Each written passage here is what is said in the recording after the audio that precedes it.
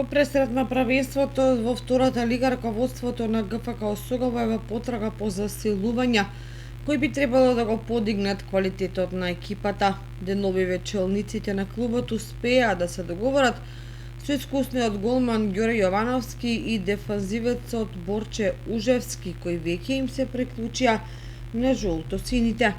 Покрај тоа во тек се преговори со уште тројца фудбалери кои би дошле во таборот на Осогово, но нивните ангажмани за сега не се потврдени. Паралелно екипата одржува засилени тренинзи со цел секој поединец подготвено да го пречека стартот на правенството од кондиционен и техничко-тактички аспект.